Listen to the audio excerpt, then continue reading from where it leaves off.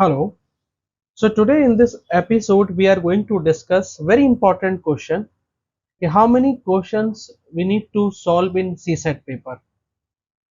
First we need to understand that under the present UPSC scheme of examinations, candidates have to score a minimum 33% of 200 marks. That means it should be around 66.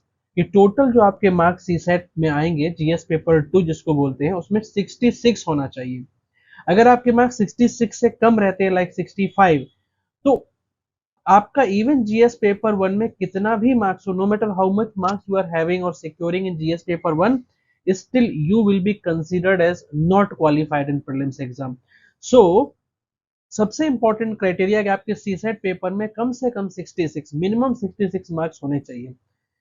तो इसीलिए और one more thing कि no matter कि आपके चाहे 200 total marks आ जाए फिर भी आपका कोई इंपैक्ट नहीं रहेगा। तो आपके टोटल मार्क्स 66 से लेकर 200 के बीच में होने चाहिए। लेकिन स्टूडेंट्स का जो सबसे इंपॉर्टेंट यही सवाल होता है हमेशा कि how many questions we need to solve in CSAT. तो ये पूरा वीडियो आपको देखना है क्योंकि आपको एक ऐसा ट्रिक बताएंगे, ऐसा एक एग्जैक्ट नंबर बताएंगे कि आपको हमेशा वो एग्जैक्ट नंबर सॉल्व करना है। तो please watch this video till the end. So now we are starting this particular session. See, अगर आप if you are solving 26 total questions, 26 कितना क्वेश्चन सॉल्व करें? टोटल 26, उसमें आपके करेक्ट भी 26 हो गए हैं। That means all the questions 26 were correct, फिर भी जो आपके मार्क्स होंगे वो फाइनल होंगे 65। That means you are not qualified. तो डेफिनेटली 26 क्वेश्चन सॉल्व करने के बाद even though 26 are correct, still you are not going to qualify the exam. अगर 27 क्वेश्चंस आप सॉल्व कर रहे हो जिसमें all the 27 are correct, all the 27 are correct, then your marks will be 67.5. that means now you can qualify in UPSC exam, especially CSAT paper आपका clear हो गया। वहीं अगर आपके 28 आपने क्वेश्चन सॉल्व किए हैं और अगर 27 करेक्ट है एंड 1 इनकरेक्ट है, then your total mark will be 66.66. that means still you are going to qualify CSAT paper. तो एक तो आपको ये मिनिमम ध्यान रखना है। Now we are coming to another important factor जो सबसे इंपॉर्टेंट है इसका, वो ये है for example if you solve 29 questions, out of the 29 28 are correct and one question जो है रिमेनिंग दैट इज इनकरेक्ट, आपका जो टोटल स्कोर बनेगा वो होगा 61.17 अराउंड। वहीं अगर आप if you are solving 30 total questions, total 30 now, but still questions correct are 28 only but incorrect now 2, still your total marks will be 68.33, फिर भी आप पास हो रहे हो एग्जाम में। Even though now you are solving 31 question, still worst situation तो ये हो गया कि 28 करेक्ट है, वर्स्ट सिचुएशन बिकॉज जो भी आप एक्स्ट्रा कर रहे हो वो इनकरेक्ट ही है, correct. Still your scores will be 67.5। और वहीं पर अगर आप 32 सॉल्व कर रहे हो, स्टिल 28 ओनली करेक्ट है, वर्स्ट सिचुएशन, एंड 4 इनकरेक्ट है, still your total score will B 66.66। That means फिर भी आप एग्जाम क्लियर कर रहे हो, still you are going to qualify the question, qualify the CSAT paper. So this is one set I have shown you, one set. Now if you see one more set, that is 33, if we are doing solve, if you are solving 33 questions, out of that 33 29 are correct and 4 are incorrect, then your final figure will be 69.17। और अगर आप 34 अब solve कर रहे हो, correct, and now still correct is 29 only and incorrects are 5, still your final score will be 68.33। अगर आप 35 correct कर रहे हो and still 29 only correct and 6 incorrect, still your score will be 67.5। और वहीं पर अगर 36 सॉल्व कर रहे हो and 29 still correct, that is a worse situation because ultimately you are increasing the number of solved questions, correct। तो आपके chances ज्यादा क्या हो सकता है कि 29 तो वैसे भी करेक्ट है, तो इवन जो भी एक्स्ट्रा सॉल्व कर रहे हो स्टिल दे आर इनकरेक्ट, फिर भी देखो आपका जो स्कोर है final it is 66.66। See score is repeating और not, just see this score every time it is repeating. So even though चाहे आप 33 solve करो या 36 solve करो, still you are going to clear the CSAT paper. Same even though 29 solve करो या 32 solve करो, still you are going to clear the CSAT paper.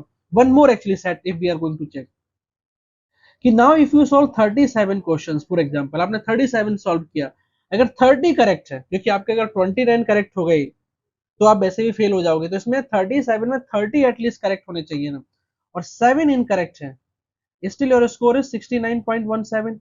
और अगर आप 38 सॉल्व कर रहे हो, still 30 only correct, that is worst situation, क्योंकि आपने एक्स्ट्रा सॉल्व किया लेकिन वो अभी इनकरेक्ट निकल गया, वो एक्स्ट्रा जो सॉल्व किया था वो इनकरेक्ट है, फिर भी देखो आपका कितना हो गया स्कोर 68.3 ओनली.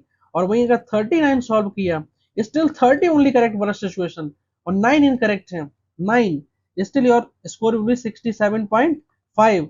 और 30, अभी अब 40 सॉल्व कर दो, 40, still 30 only correct है and 10 incorrect है, still your score will be 66.66.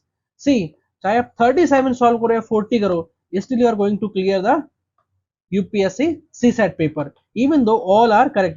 लेकिन सोचो इसमें ये भी हो सकता है, possibility is this, अगर ये correct हो गया तो overall marks will going to increase or not, or even though if it is incorrect, still your score will not going to get affected, still you are going to clear the UPSC exam. because if 37 questions आपने solve किए, अगर 29 incorrect हो, 29 correct हो गए and 8 incorrect हो गए तो आप वैसे भी फेल हो रहे हो. तो ये सिचुएशन में 37 में 30 करेक्ट है और 38 एक्स्ट्रा कर लिया फिर भी 30 करेक्ट है, 39 कर लिया फिर भी 30 करेक्ट है, even though your incorrect is increasing, but still you are going to clear the CSAT paper. Correct. अगर हम सोचो वन मोर अगर हम ले लें, like example 41, now you are going to solve 41 and 41 में 31 करेक्ट हैं, 31 and 10 incorrect, for example 10 incorrect है, still your total score will be 69.17. अगर फॉर एग्जांपल यहाँ पे 42 करेक्ट हैं, 31 ओनली करेक्ट हैं, वर्स्ट सिचुएशन यही है क्योंकि आपने एक्स्ट्रा सॉल्व किया वो गलत ही निकल गया, तो 11 इनकरेक्ट हो गए, 11 correct, still your final score जो आएगा वो 68.3 आ रहा है. और वहीं पर अगर आप 43 करेक्ट कर लिया, स्टिल 31 ओनली करेक्ट है, 12 इनकरेक्ट है, still your final score will B 67.5 only. और वहीं 44 सॉल्व कर लिया, स्टिल 31 ओनली करेक्ट है, करेक्ट, एंड 13 इनकरेक्ट है, still your final score will be 66 points, still you are going to clear the CSAT paper. तो आप एक चीज देखना,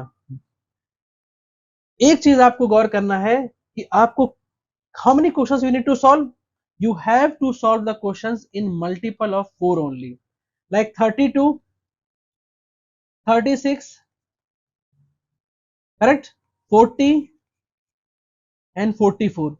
That means you have to solve questions in multiple of 4 only, multiple of 4, multiple of 4 in the sense like example 32 और आपका 36 और 40 और 44 और 46 not in between. for example जैसे फॉर एग्जाम्पल अगर आपने सॉल्व किया है 39 तो please solve one more question 40, आपका स्कोर में ज्यादा इंपैक्ट नहीं है, still you are going to clear the UPSC CSAT paper. अगर आपके टोटल जो 39 सॉल्व करने पे जो अगर टोटल मिनिमम करेक्ट जो आपके 30 है फिर भी आप क्लियर कर लोगे.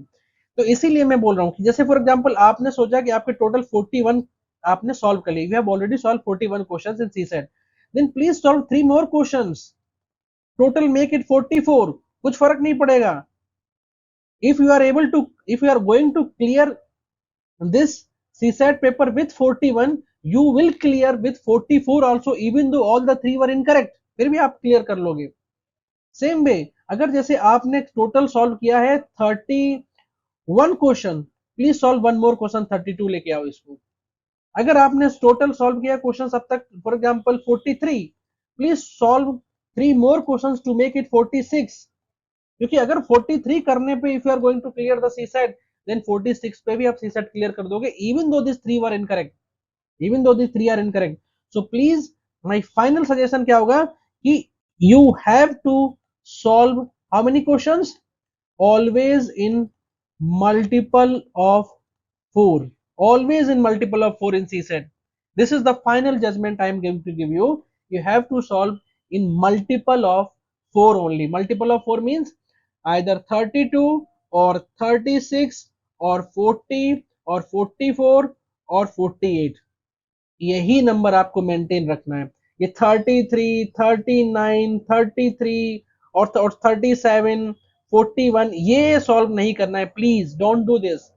This is the real CSAT I'm going to tell you. You have to solve in the multiple of 4. आपका स्कोर इम्पैक्ट नहीं करेगा. Clear? I hope this thing is clear and I wish you all the best. Thank you.